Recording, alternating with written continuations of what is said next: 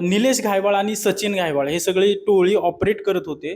त्यांच्यावर अनेक मोक्का कारवाई झाली. मात्र त्यांना अटक कधी होणार आहे? कारण की फक्त गुन्हे दाखल होत आहेत, मोक्का कारवाई होती, पण अटक होत नाहीये. याच्यामध्ये जे आपल्याकडे मोका दाखल आहेत त्या मोक्यामधले बरेच आरोपी अटक आहेत.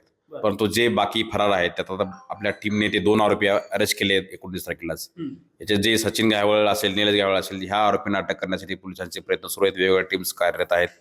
Behind the scene technical workout पण याच्यावर सुरू आहे. जे लिगल प्रोसिजर आहे निलेश घायवळ आणण्यासाठी ते ऑलरेडी पोलिसांनी पूर्ण केलेले आहे. त्याची प्रोसेस काही सुरू आहे.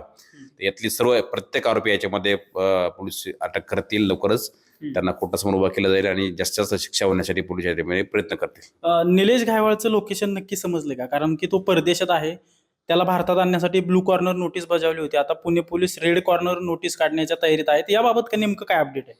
तुम्ही सांगितले बरोबर आहे. आता पासपोर्ट रिव्ह केलेला आहे, त्याचं LOC ओपन आहे, त्याचं ब्ल्यू कॉर्नर नोटीस काढलेली आहे किंवा आपण UK एम्बेसीला पण हायकमिशनला पण कळलेलं आहे.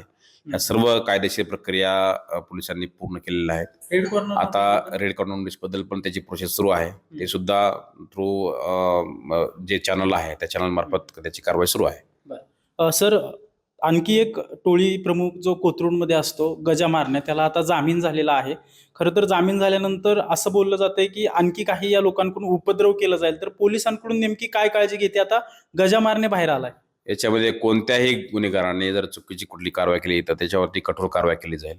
आणि गजा मारण्याच्या संदर्भामध्ये त्याला जे काही मान्य न्यायालयाने काही कंडिशन्स घालून दिलेल्या आहेत त्या कंडिशन जर व्हायोलेशन केलं तर त्याच्यावर सुद्धा 100% पोलीस कारवाई करतील. निलेश घायवळला लवकरात लवकर भारतात आणलं जाईल? 100%. नक्कीच. आपण पाहतोय की यापूर्वी ब्लू कॉर्नर नोटीस बजावली होती. आता Pune police red corner notice काढण्याच्या तयारीत आहेत आणि निलेश घायवळला लवकरात लवकर भारतात आणण्याची प्रक्रिया केली जाईल असं पोलीस उपायुक्तांकडून सांगण्यात येत आहे. कॅमेरा पर्सन सुशांत राऊतसह अजिंक्य धायगुडे, TV9 मराठी, पुणे.